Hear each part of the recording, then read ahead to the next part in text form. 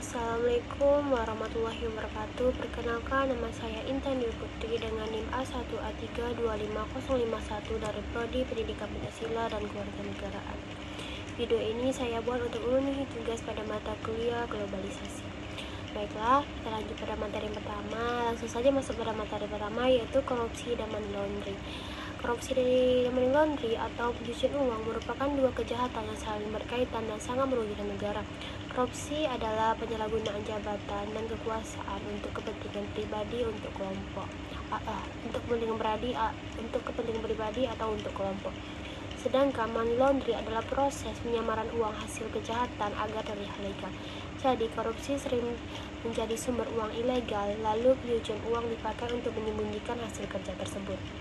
Penyebab korupsi dapat dilihat dari dua faktor utama. Yang pertama itu faktor kultural, atau disebut dengan faktor budaya yang masih menganggap suap, uang pelicin, nepotisme, dan penyalahgunaan jabatan itu sebagai hal yang biasa. Yang kedua itu faktor struktural dan birokrasi, yaitu sistem pemerintah yang lemah, pengawasan yang longgar, prosedur yang berbeda, dan hukum yang tidak tegas. Jika budaya membiarkan, sistem memberikan peluang, maka korupsi akan terus terjadi. Dampak korupsi yang sangat luas dalam konteks the cutthroat state, negara bisa dikuasai oleh kelompok elit yang memakai kekuasaan untuk kepentingan sendiri. Dalam bidang ekonomi, korupsi menyebabkan kebocoran anggaran, menghambat investasi, dan merusak pembangunan.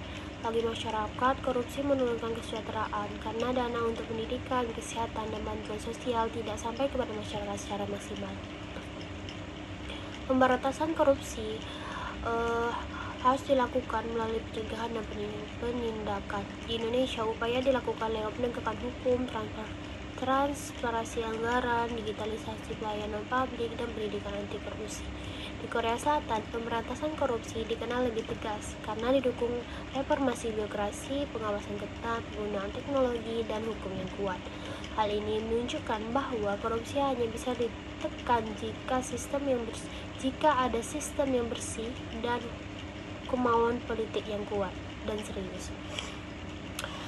Sementara itu, money laundering dilakukan melalui tiga tahap, yaitu placement, layering, dan integration. Placement adalah memasukkan uang hasil kejahatan ke sistem keuangan. Layering adalah memindahkan uang melalui banyak transaksi agar sulit dilacak. Integration adalah menggunakan kembali uang itu dalam bisnis atau investasi sehingga tampak legal. Modus pencucian uang dapat berupa tipologi dasar seperti memakai orang ketiga atau rekening, tipologi ekonomi seperti perusahaan fiktif dan manipulasi transaksi bisnis, serta tipologi IT, yaitu memanfaatkan teknologi digital dan internet.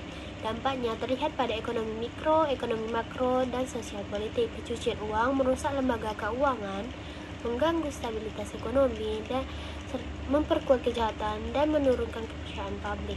Jadi korupsi dan money laundering adalah ancaman serius bagi negara. Keduanya harus diberantas dengan hukum yang tegas, pengawasan yang kuat, dan kesadaran masyarakat agar tercipta pemerintahan yang bersih dan kesejahteraan rakyat yang terjaga. Sekian video singkat tentang korupsi dan money laundering dari saya. Lebih dan kurangnya saya mohon maaf. Wassalamualaikum warahmatullahi wabarakatuh.